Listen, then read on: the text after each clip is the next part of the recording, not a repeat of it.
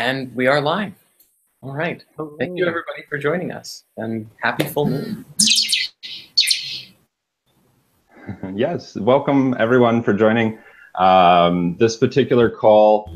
We're going to be talking about a lot of our spiritual experiences and some of the insights that have came to us throughout our journey, and all of the different wonderful experiences we've had to learn from each other and really help bring the spiritual community closer together. And so would love to start by opening in a nice little meditation. We had one of our members, Karen, request to do a guided meditation for today's call.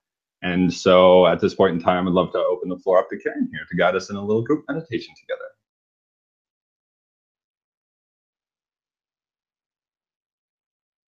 So it's this morning, okay for everybody? Okay. Can everybody hear me fine?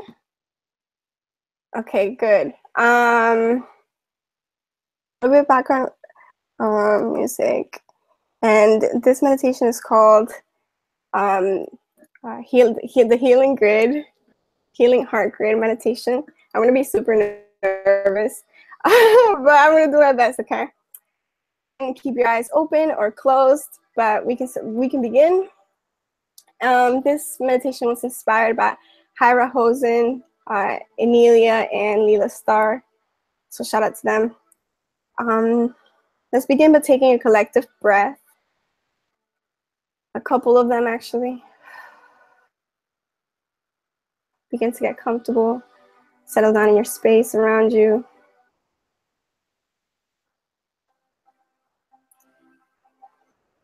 Let's begin by allowing ourselves to scan our body all the way from our feet. You can do this a couple of times.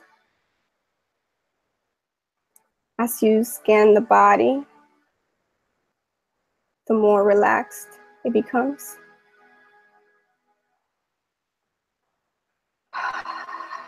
As you breathe with your body, the more relaxed it becomes.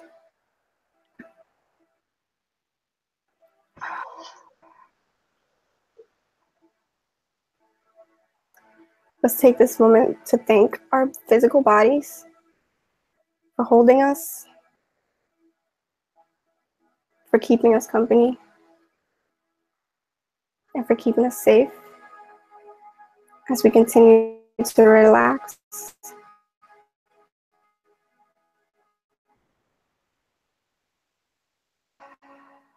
Now let's bring our awareness to our energetic body. Our energetic body is able to give and receive information, but most importantly, connect.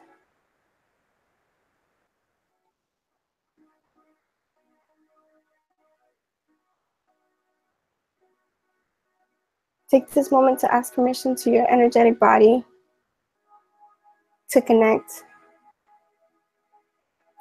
Connect to the life force. Connect to source. And connect to the people around you.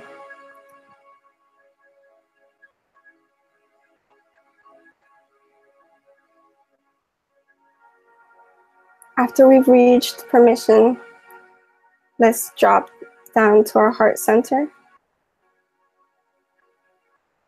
And into our heart center, let's envision a spark of light. You can envision this kind of like a flicker of a lighter. And this spark turns to a flame. And this flame turns to a sun.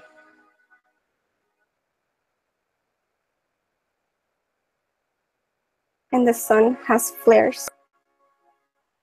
And as your sun breathes, its flares purify your physical and energetic body.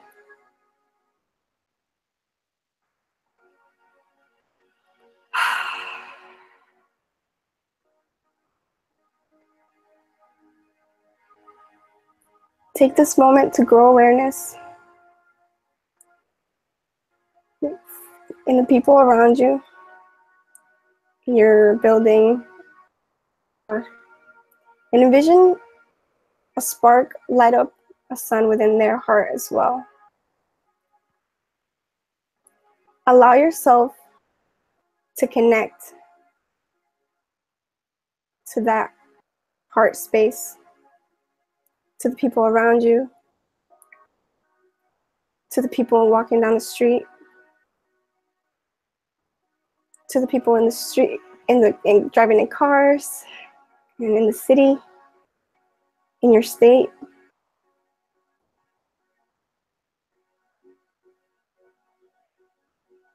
Allow yourself to connect to the people in this call, people listening to this call in the future.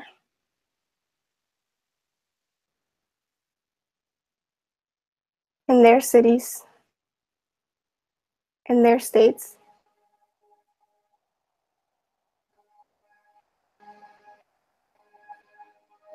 Allow yourself to connect to the countries.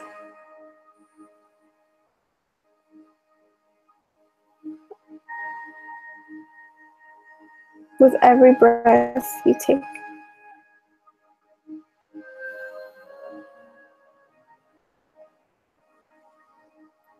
Allow yourself to connect to the collective heart grid of the planet.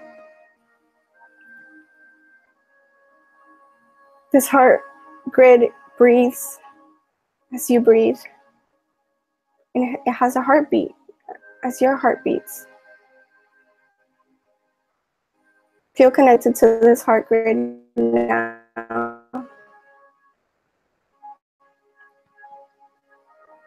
In this moment, if you feel that you need healing, whether it's physical, mental, emotional, or maybe a repressed memory or childhood memory that you'd like to heal, know that you are not alone. Right now, you are connected to the collective, and it's overflowing with love and light. And there's enough, more than enough for everyone. Allow yourself to receive this love and light.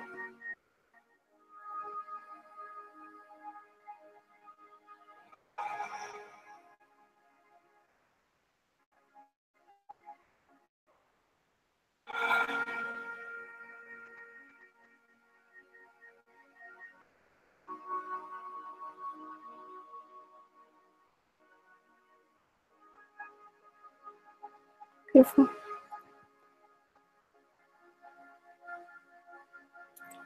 Let it flow through you. As it flows through the grid, it flows within all of us. It makes all of us connected. And know that you can come back here at any moment to have some healing. For this last piece of the meditation, let us feel somebody we know or somebody we don't know who might need healing, who might benefit in this moment. Allow yourself to feel their presence. Allow yourself to hold their hand, and allow yourself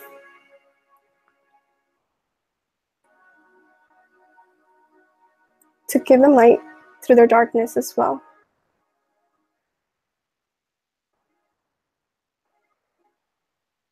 It could be somebody you know. It could be an enemy. It could be a stranger. It could be a loved one.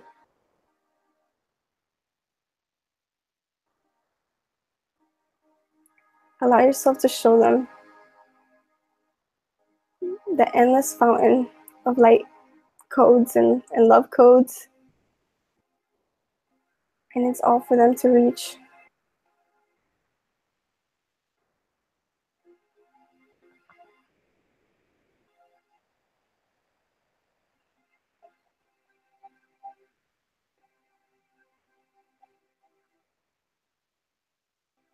Be thankful for this experience. Allow yourself to be grateful. To say thank you for all the healing you've done to yourself today. And you can come back to your body. Wiggle your toes, wiggle your hands, wiggle your neck. And when you're ready, you can open your eyes.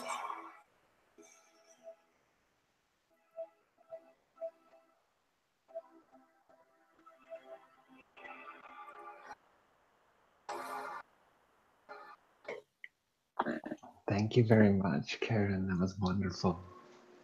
Yes, thank you.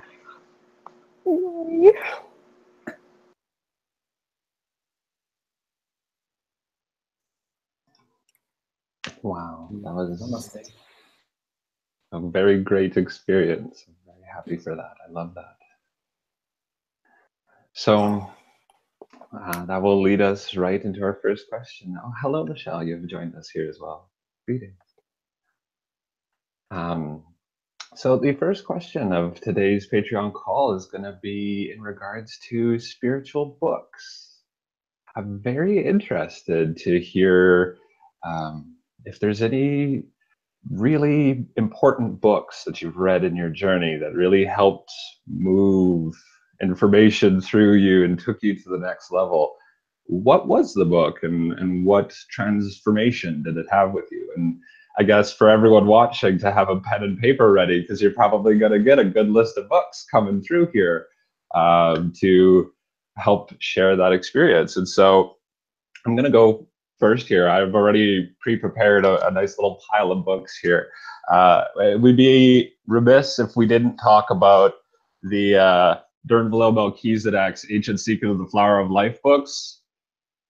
It wouldn't be Spirit Science if these books didn't exist, right? So we have to start there. The information and meditations and practices and just open-minded perspectives that Dernvalo talked about in that book, and giving a different insight to the human history, the human experience, and putting some of those pieces together was just very uplifting and profound. And honestly, I learned pretty much half the contents, or a lot of the contents, sorry, from the books, just from watching the original SpiritSide videos for what Jordan had channeled through the books into them. And then after that inspiration, I was like, yeah, okay, I need to read these. And so put them on my shelf. But in that nature too, I picked up this one. This is called Ascension Magic by Christopher Penczak. If you've ever heard of or read this book, again, Ascension Magic, highly recommend it. It's a pretty thick read, but this is like, I almost want to call it a shaman's handbook. It goes through many different spiritual practices and takes as much insight from all of them and puts them together into experiential meditations that you can practice, as well as how to connect with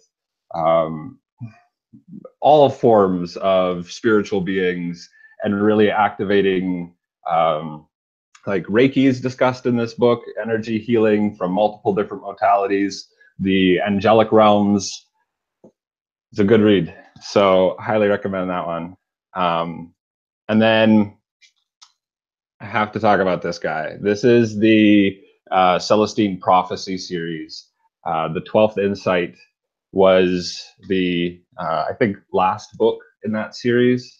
And Spirit Science episode 14 talks about the Insights of Ascension, goes into the beginning of the Celestine Prophecy. And Jordan and I have already discussed future plans for continuing that series to cover the other books, just because the information in there is so profound and moving. And I just remember having one particular experience going through the Celestine Prophecy series where they were talking about really connecting to your soul family and to yourself on a higher level, and seeing that bigger picture, and knowing the support that's there in your life. And the way it was illustrated in the Celestine series was just very uplifting and very supporting. And I remember really tapping in one time while reading the 12th Insight specifically, just going, yeah, this is what my soul is here to do, and I'm going to let this flow and dedicate my life to that spirit. And so honestly, the Celestine Prophecy series really helped me a lot in that transformation personally. And so I want to give serious credit out there. Kudos to James Redfield for his work in those books. It's just phenomenally touched my heart. So all the appreciation there. And yeah, so those were my personal, or a number of the books in my personal experiences really helped me. And so now I want to turn it over to you guys and really hear similar books that you've had provide great inspiration for. So I'm going to turn the mic over to Eddie now, because he's next in my list here, and we'll see what your books are. Well, I very much appreciate that, Aaron. Thank you very much. I could go on ad infinitum on books that are viscerally important to me on my journey. I'd say that the ones that come to the top of the list over time, well, you've covered already a few of them. Every single one of the books. Actually, I haven't seen Ascension Magic, so that's interesting. I may pull that out of the back shelf and dust it off and see what that has. But insofar as the ones that are currently in my sort of vortex, I would have to say that there's a series of books called The Ringing Cedars Press by Vladimir Migra, I believe. It's called Anastasia, the first book, and it goes through a series of others. And it's a very interesting book on getting back rooted into what our core faculties are capable of doing when we reconnect to all that we are as man, capital M, man. That includes the feminine and the masculine. When we connect back to our true manhood, we have this ability to reconnect to all of the cosmos through, first of all, our heart and the beating of our heart, and that connects to everything that is around us, much like Karen's wonderful meditation that we just went through. But that personified in a way that we're actually reconnected. It speaks a little bit about this native woman that's found in the Russian Taiga, and she is connected to this ancient lineage of people who have been able to really just stay centered, stay connected, and be truly pure of heart. And they become these co-creators in ways that are really, really quite astonishing. And she explains how basically what we see today in this sort of technocratic society, the one that we're connected through right now, funny enough, is really just simply almost like a crutch, almost like a prosthetic to what we actually are and what we're actually capable of utilizing through our naturally God-given technology. So, and that connected to the ecosystemic factors of everything else, that's kind of like putting a USB into our larger computer and things just start to connect. Well, it's something like that, or maybe connecting to your cell phone to your MacBook or something. It's that profundity. So I'd say that that's a series of 9 books, very, very good. All of them are awesome. And they all tie into each other, much kind of like the Celestine Prophecy. It's told in something of a storyboard. It's not so much here's the information and here's the dry kind of blah, blah, blah delineated info. It's tied into a story, which is what I actually really like that style. I'd say a second book that I really, really like is by Richard Rudd, and it's called The Gene Keys. I'd have to say that if you're into some just straight up, let's get to the nitty gritty science and talk about, what things are really all about from a logical perspective and really delineate all those things. The Gene Keys, second to none. I'd say it's probably the best that I've seen yet, tying in I Ching, Kabbalah, various other energy modalities, all into a scientific understanding of our genetics, how that is a light code, how those codes interact with consciousness. Really, really powerful stuff. So if you want to start to unlock your genetics and really open up that photonic light within your DNA, that's one way to really wire it and get it going in a very profound kind of way. So in a third book, what would a third book be? There are so many on the list. Oh, you know what? Maybe something simple. And this isn't so much this ties into our polycultural body, which I think that so many of us really need to connect to. This notion that we are a polycultural organism. We're built on countless trillions of life forms, just the stuff that we can see with this form that we are. And how do we reconnect that in a way that is in constant dialogue with our epigenetic influences, which are our ecosystemic or environmental influences? I would have to say the book Secret Life of Trees, or The Hidden Life of Trees by Peter Wolleben, I believe his name is. Totally amazing. It talks about forests and how they are built and their interconnected natures, and how the soils are so alive, and how they're so viscerally important to all of the life of every forest that we've ever come across. How trees are if a forest was to be a school, trees would be the major. Forests major in trees, and so we have to be able to understand the dynamics of that, the mycorrhizal layers or the fungal layers that connect everything together in the root systems. It's so phenomenal. And so if you want to really get a good grounded, tangible understanding of how we as humans can be stewards on this planet, The Hidden Life of Trees, Peter Wolleben. Awesome stuff. Hand it over. Nice, Eddie. Thank you very much for sharing. Those sound great. I look forward to reading more about those. I have heard of Gene Keys before. We've been referenced that one a couple of times, so that was already on my list. But thanks for bringing that up again. That's really awesome. Next on my list here is actually Jordan. Jordan-sama, take it away. Well, you already covered some of my favorites off the bat from below. Bring that up again, right? And like all of Trimblow's books too. He has one called The Power of the Heart, which is really good. Definitely one of my favorites there. You know, I mean, going to my favorite books probably at this point in time, beyond Trimblow's work, is going to the source of Trimblow's work and anything written by Hermes or Thoth. So pretty much the Hermetica, which is the assimilation of all of the ancient writings attributed to Hermes or Thoth. The version in particular by Timothy Freke and Peter Gandy, it's very small, but it takes the massive text of the Hermetica and makes it understandable to a contemporary modern mind, if you will. Absolutely astounding book. Like, if you ever had any questions about how how reality works, this book explains it so well, so eloquently. And so kudos and props to Timothy and Peter for assimilating such a text, because it really really makes it understandable. And actually, I have an intention of one day animating like a cartoon movie series or whatever based on that book, because it's just like, it's that profound.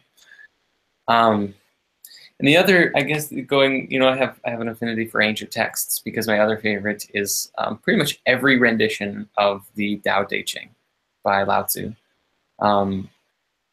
Just profound. I mean, every single version. There's one that I'm reading right now called The Tao of Leadership, which was sort of a modern translation based on, like, I don't know. This guy in the intro said that he's like read, you know, dozens, hundreds, or whatever, just tons and tons of different translations of the Tao Te Ching, and different interpretations, and like compiled them into sort of a guide for leadership. And it's delightful, but also like just the classical translations as well. I mean, you could do like a sequence meditation on that, and that's 81 days. Just going through like every day, read a text, meditate on it for 20 minutes, half an hour, whatever, and then the next day do the same thing. And I'm like, that would probably be a very profound experience in and of itself. And actually, I was just on that note, you know, I'm noticing like there's 81 texts, and now there's 82 cards in Patch Tarot. So you could probably read each one and like match the Tao Te Ching to each tarot card. That would be funny. But anyways, like those are kind of my favorites right now. But honestly, I feel like I've read so many inspiring books. I wouldn't know where to. I could just keep going and going. But those are definitely the ones that stand out in my mind and my heart. Awesome. Thank you for sharing, Jordan. It's a great list.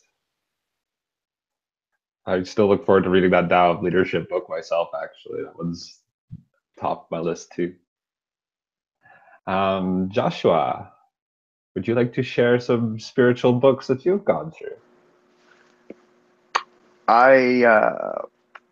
Well, I went ahead and set Celestine Prophecy aside because my wall is a bookshelf, and you asked the question and I immediately just grabbed books. and huge stack, but the most important ones to me, at least that have been with me the longest out of what I've grabbed, would be Illusions, The Adventures of a Reluctant Messiah by Richard Bach, and the sequel, which I just read this year. Fantastic. And The Holographic Universe by Michael Talbot.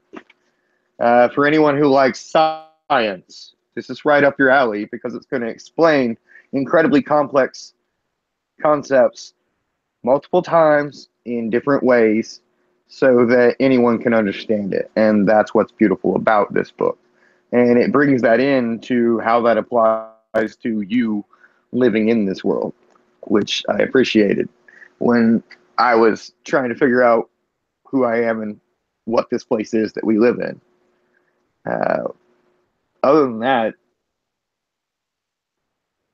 I don't know. There's been so many that have impacted me over the last couple of years, but the Four Agreements. Since I've also been meditating to the Tao Te Ching lately, but Jordan covered most of the ancient texts already that I could possibly want to talk about. So the Four Agreements were massive for me. The whole series by Don Miguel Ruiz was an amazing way to re-examine my own participation in everything related to growth or stagnation. So, thank you.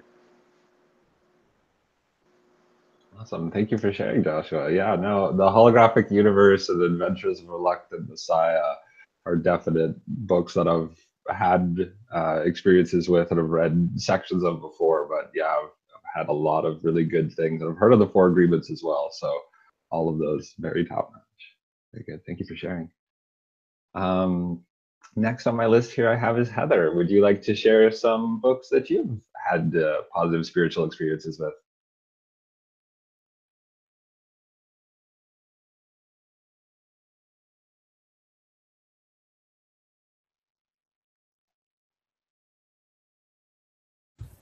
Hello? Oh. Hello, hello? No. Hello. Good? Good? Yes, good. Okay, all right. So, mind. That really woke me up. Anything by Barbara Marciniak was completely amazing. Remember who I am, being a Pleiadian starseed. It was very interesting. Problems with reptilians nuts until I read that book, and it just validated. I felt really isolated until it's a miracle. It validated what my craziness was. I was reading these books, Library of Earth, and it was amazing too. And they were to the Earth, you know, the living library, and how to gain. It's amazing, and I was reading that while I was going through Sedona. It's different vortexes. I'm in Joshua Tree. It's a vortex here too, and everything just fell into place. Myself with crystals. I was doing major grid work. Very exhausting work. Step outside, and I'm on the new Earth. 2 days ago, get this. The sun's coming up. I talk to the sun all the time. We're homies. And I look up stars. Anyways, going off topic. I got a book sent to me from some person and said, join us at Warsaw, our event. page. And our event, total ego death that day, was that I didn't even know we're there, had to tap into the living library to even reach those records. It's over. That was awful. Heather's going through it, but she's healing. Wounded healer. Anyways, the book they sent me, Miracle Makers, found out, and I gained that oneness, the kiss of death. And God, we are all one. I realized that. The same day they sent me that realized it takes so much energy to read it. But I was about to take it into my hand. I was imagining holding something like I probably could literally materialize something in my hand right now. Seriously, I'm going on a Tron cube and just I could share this with you guys because leaders of this new revolution, so to speak, and I'm just so glad that it's happening. So very glad that's happening. For now, that's all I want to. But I'd love to hear what say about that. Oh, I want to ask. So you said you're Palladian? Yes. Or what did you say? Sorry, you can't hear it. It's breaking. Pleiadian. Sorry, what did you say? I said Pleiadian. Oh, so you are Palladian? Yes. Great. Okay. There's also reptilian. Yeah. That's awesome. I'm actually Alpha Draconian reptilian. Me too.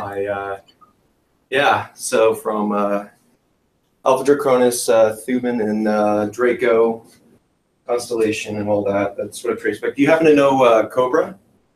No.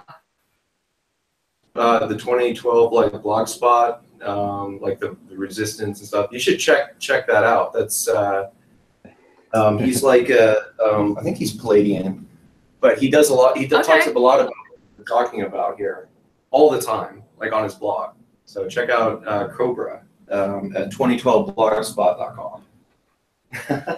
Awesome. Cool. Thank you. Thank you.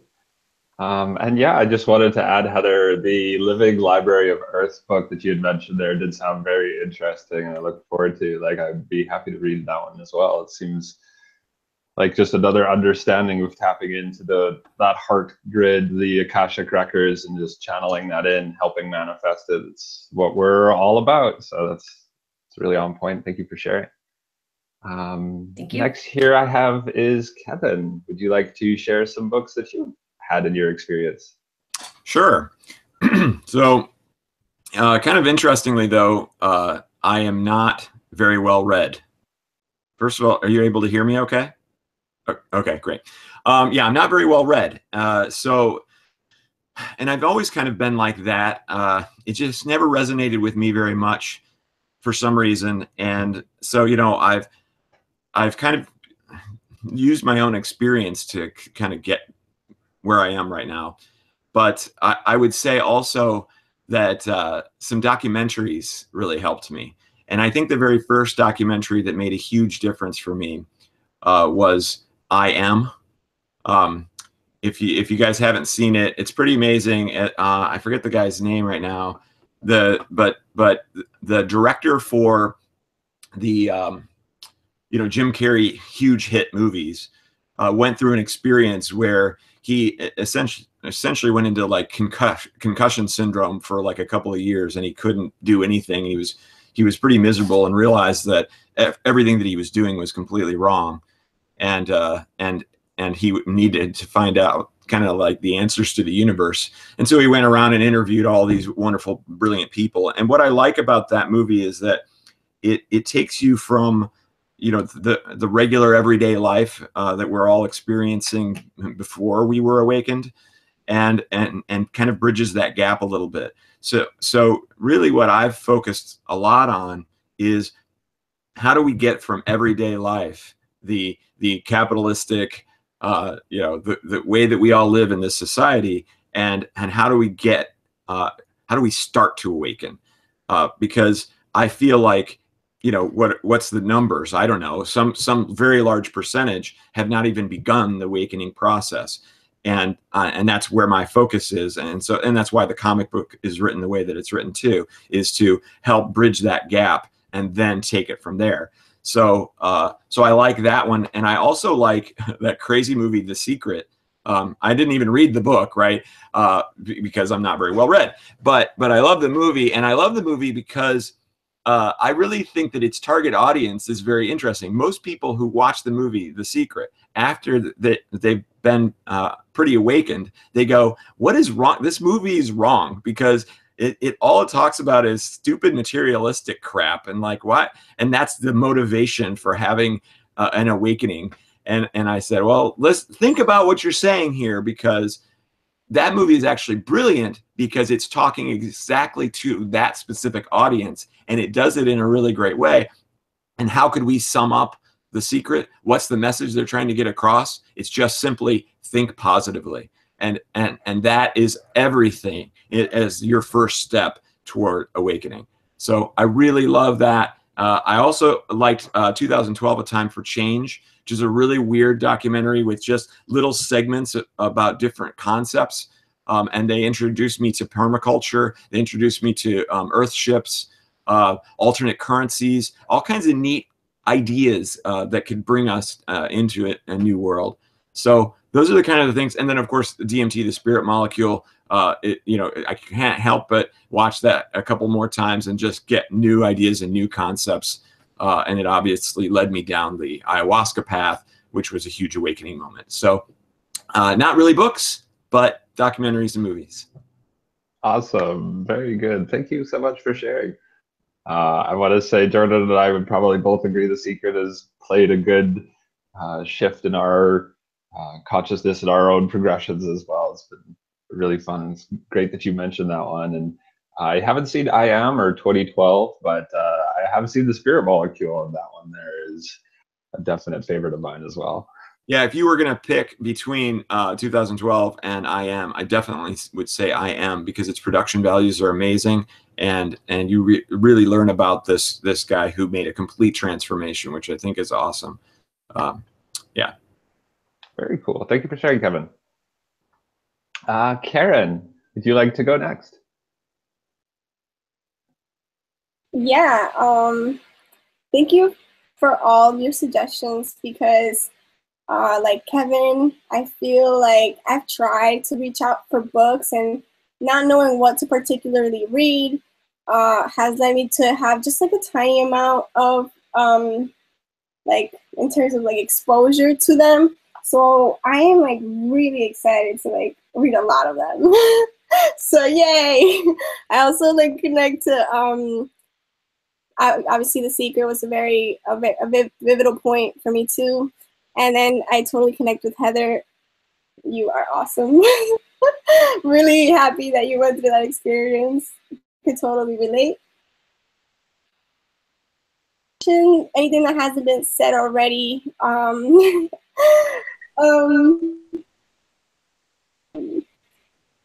Let's see. One of them is The Power of Now. I think it's a really beautiful like book.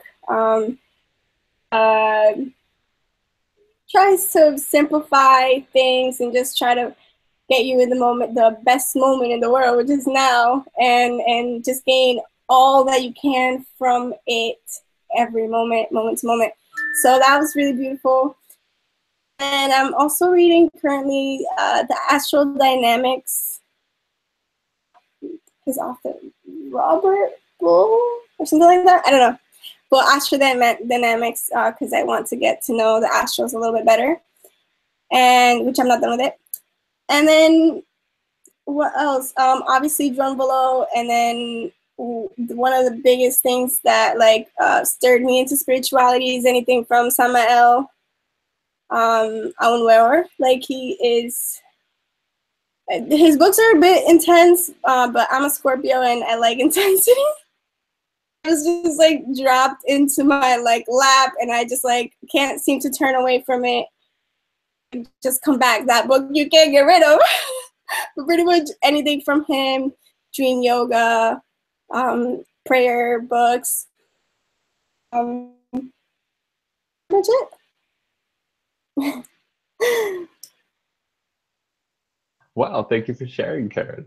Power of Now is definitely a great one. I've heard of that one before, and I've got a lot of the, like, I'm pretty sure I've heard the Coles Notes equivalent to that, and that's a really great read as well. So thank you for bringing that one up as well. But I'll definitely look into astral dynamics because that sounds really interesting as well. So cool. Well, thank you for sharing. Morgan, how are you? Would you like to share? Hey. So I have a good one to share, actually. I brought it up a little while ago, but I want to go into details about it a little bit, which is the Nag Hammadi Library's version of the Gospel of Thomas. Basically, what the Gospel of Thomas is designed to do is it's a book that was found in the in the sands, I think in Nag Hammadi, Egypt. And basically what they found was